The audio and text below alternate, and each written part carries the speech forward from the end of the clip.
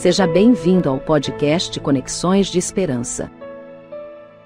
Este áudio é reprodução de leituras e reflexões diárias matinais de textos de Ellen White, feitas pelo pastor Carlos Alvarenga por videoconferência, através do aplicativo Zoom e transmitidas ao vivo pelo canal Conexões de Esperança no YouTube.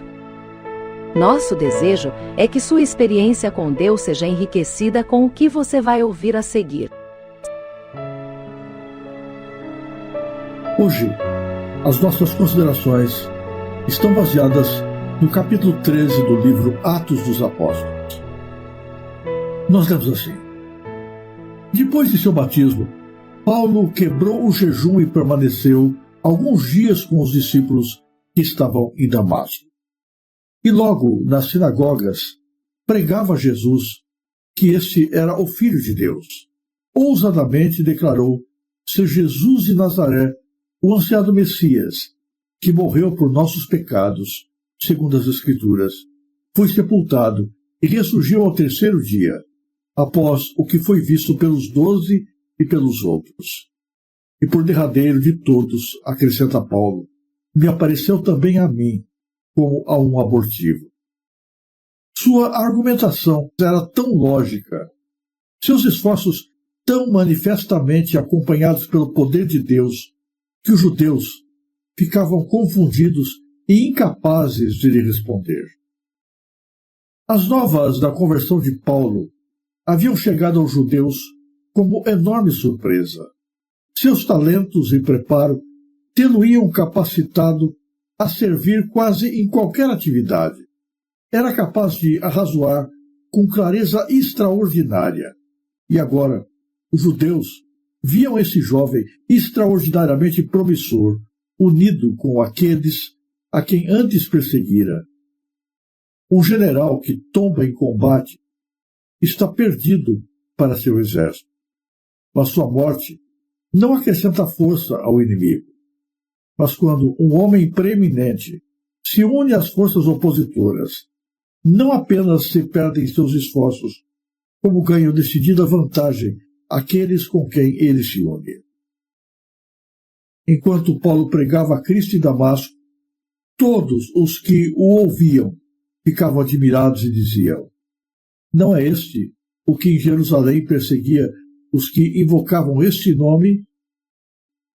Paulo declarava que sua mudança de fé não tinha sido gerada por impulso ou fanatismo, mas fora resultado de irresistível evidência. Em sua apresentação do Evangelho, ele procurava tornar claras as profecias relativas à primeira vinda de Cristo. Mostrava irrefutavelmente que essas profecias se tinham cumprido literalmente em Jesus de Nazaré. Muitos, porém, endureceram o coração, recusando-se a atender à sua mensagem. E logo, o espanto deles pela sua conversão foi mudado em ódio intenso, semelhante ao que haviam mostrado para com Jesus. A oposição tornou-se tão violenta que não foi permitido a Paulo continuar suas atividades em Damasco. O mensageiro do céu ordenou-lhe retirar-se por algum tempo, e ele foi para a Arábia, onde encontrou um refúgio seguro. Ali, na solidão do deserto, Paulo teve ampla oportunidade para sossegado estudo e meditação. Recapitulou calmamente sua experiência passada, possuindo-se de genuíno arrependimento. Buscou a Deus de todo o coração, não descansando até que tivesse a certeza de que seu arrependimento fora aceito e seus pecados perdoados. Anelava a certeza de que Jesus estaria com ele em seu ministério futuro. Esvaziou a mente dos preconceitos e tradições que lhe haviam até então modelado a vida e recebeu instruções da fonte da verdade. Jesus comungou com ele e confirmou na fé, conferindo-lhe uma rica medida de sabedoria e de graça. A solene incumbência dada a Paulo, por ocasião de seu encontro com Ananias, pesou-lhe mais e mais sobre o coração. Ananias, sob a inspiração do Espírito Santo disse-lhe: o Deus de nossos pais, de antemão, te designou para que conheças a sua vontade, e vejas aquele justo, e ouças a voz de sua boca, porque hás de ser sua testemunha para com todos os homens no que tens visto e ouvido. E agora, por que te detens? Levanta-te e batiza-te, e lava os teus pecados, invocando o nome do Senhor. Essas palavras estavam em harmonia com as palavras do próprio Jesus, que quando deteve Saulo na viagem de Damasco, declarou: porque te apareci por isso, para te pôr por ministro e testemunha, tanto das coisas que tens visto, como daquelas pelas quais te aparecerei ainda, livrando-te deste povo e dos gentios, a quem agora te envio, para lhes abrires os olhos e das trevas os converteres à luz, e do poder de Satanás a Deus, a fim de que recebam a remissão dos pecados. Ponderando essas coisas em seu coração, Paulo compreendeu mais e mais claramente a razão do seu chamado: ser um apóstolo de Jesus pela vontade de Deus. Esse chamado lhe veio não da parte dos homens, nem por homem algum, mas por Jesus Cristo e por Deus Pai. A magnitude da obra que estava à sua frente levou-o a dedicar muito estudo às Escrituras Sagradas, a fim de que pudesse pregar o Evangelho, não em sabedoria de palavras, para que a cruz de Cristo se não faça vã, mas em demonstração de espírito e de poder, para que a fé de todos não se apoiasse em sabedoria dos homens, mas no poder de Deus. Ao examinar as Escrituras, Paulo aprendeu que através dos séculos não são muitos os sábios segundo a carne, nem muitos os poderosos, nem muitos os nobres que são chamados, mas Deus escolheu as coisas loucas deste mundo para confundir as sábias, e Deus escolheu as coisas fracas deste mundo para confundir as fortes. Como seres humanos, não temos condições de compreender nem explicar a maneira pela qual Deus opera. Os caminhos de Deus não são os nossos. Aquilo que Deus faz vai muito além da nossa imaginação ou compreensão. Imaginem a surpresa de Ananias quando foi chamado por Deus para ir até onde estava Saulo de Tarso, impor-lhe as mãos, restaurando-lhe a visão e o abençoando para a missão pela qual Deus o chamava. Saulo não era uma pessoa qualquer. Era o pior dos inimigos da igreja, o mais temido. Agora, era exatamente este que Deus chamava para ser um proclamador da sua palavra. Imagine a surpresa dos membros da igreja quando, na sinagoga, ouviam este Paulo perseguidor, que vivia cheio de ódio, procurando buscar e condenar os seguidores de Jesus, agora proclamando o Cristo ressurreto. Não podiam imaginar que era Deus operando deste modo. Tudo parecia estranho demais, distante demais de uma possível realidade. Imagine a própria vida de Paulo. Saulo tinha todo o seu futuro planejado. Era alguém nobre, um futuro promissor. Tudo parecia sorrir-lhe. Os caminhos estavam abertos à sua frente. E, de repente, a sua vida muda. Tudo se transforma.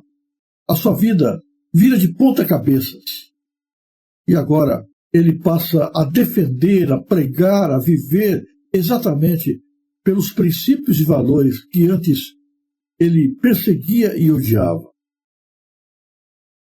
Nós não podemos, como seres humanos, compreender a maneira pela qual Deus age. Os caminhos de Deus não são os nossos caminhos, mas certamente Deus é poderoso e tem o poder, a capacidade de reverter a mais trágica das condições, de converter e transformar o mais duro dos corações, de tomar os mais acérrimos inimigos da verdade e torná-los em baluartes da pregação da sua causa. Esse é Deus. Os homens pensam de maneira diferente. Os apóstolos escolheram outra pessoa para estar no lugar de Judas, que abandonou o grupo dos 12.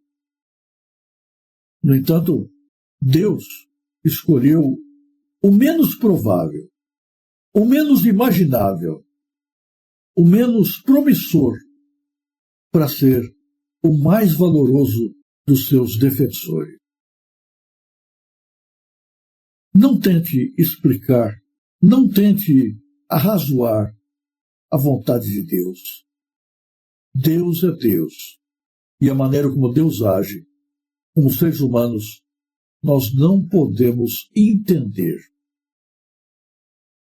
Este Saulo, agora convertido pelo poder do Espírito Santo, com o coração regenerado e entregue a Jesus, precisava de tempo para colocar a sua cabeça no lugar, para assimilar a mudança da sua vida, para aprofundar a sua fé. E para isso, Deus o tira do meio da agitação das pessoas e Deus o leva por algum tempo para o deserto da Arábia. Ali, sozinho, sem a interferência de outras pessoas, ele pôde revisar as Escrituras, reavaliar as suas escolhas, repensar as suas decisões e renovar a sua fé em Deus e em Jesus Cristo. A vida, especialmente a vida espiritual, não é feita apenas de agitação, de grandes reuniões, de grandes ajuntamentos, de convenções, de congressos, de cultos públicos. A vida espiritual se aprofunda especialmente em momentos de comunhão particular com Jesus. É na solidão do nosso quarto, na solidão da nossa mente, longe de tudo e de todos, que o Espírito Santo opera de maneira mais poderosa no nosso coração. Você quer ter uma fé mais robusta, mais profunda? Então, não faça a sua religião depender apenas dos cultos públicos. Os cultos públicos sejam o complemento da sua fé, mas que a sua fé se baseie especialmente em momentos particulares, solenes, importantes, marcantes, que você gasta aos pés de Jesus. Cada um de nós deveria ter o seu lugar solitário, o seu deserto particular, o seu lugar de oração, o seu cantinho onde, entrando, possa fechar a porta e abrir a alma perante Deus. Cada um de nós precisa ter um lugar onde ouça Deus falando a sua alma, onde possa se fechar para todas as influências externas e deixar que Deus opere no coração. Foi ali, no deserto da Arábia, que Saulo deixou de ser Saulo e se tornou em Paulo. Foi ali que a sua fé se aprofundou. Foi lá que ele se fortaleceu para ser usado de maneira poderosa por Deus. São nos momentos de luta particular, pessoal, individual, solitária com Deus, que nós ganhamos forças para enfrentar as grandes batalhas da vida. Foi no vale do Jaboque que Jacó se fortaleceu e deixou de ser o enganador, o suplantador, para tornar-se em Israel, aquele que luta com Deus e vence.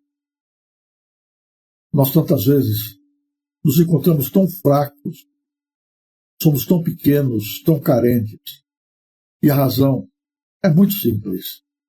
A razão é que nós gastamos tão pouco tempo com Deus. Nós sempre estamos envolvidos com barulho, com agitação, com movimento, com reunião.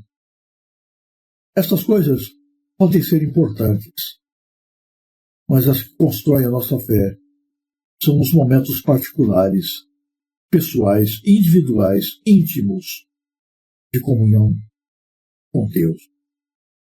Ali no deserto, porque Deus preparou o seu servo para que ele pudesse, de maneira vitoriosa, de maneira poderosa, proclamar o nome de Cristo diante de todo o mundo.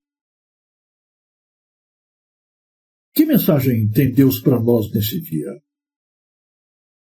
Deus, nesse dia, mostra para nós que a sua obra é diferente daquela que imaginamos. Deus opera de maneira distinta. Deus usa as coisas loucas e contraditórias do mundo para executar a sua vontade. Portanto, não se surpreenda com a maneira como Deus age. Deixe Deus ser Deus. Deixe Deus operar a mudança e a transformação. Acredite que Deus é poderoso. Ele ainda pode realizar o mais impossível dos milagres. Ainda pode transformar o mais duro dos corações. Deus ainda pode chamar os piores inimigos da verdade para serem os seus mais ardorosos defensores. Acima de tudo, nesse dia, Deus nos ensina que se a gente quiser ser um campeão da verdade, nós precisamos gastar tempo com aquele que é a própria verdade. É necessário nós nos desligarmos em alguns momentos da agitação da vida e gastarmos um tempo de qualidade na presença individual, particular, solitária com Deus, para receber dele o preparo para enfrentarmos as lutas que estão diante de nós. Sem este período de comunhão e busca pessoal de Deus, nós não teremos poder para vencer o mal. Que Deus, nesse dia, guie os seus passos e o ajude a crescer nas mãos do nosso Deus Todo-Poderoso.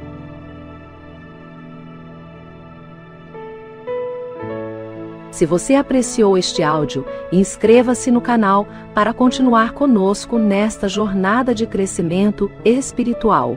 E se puder, não se esqueça de compartilhar com outras pessoas.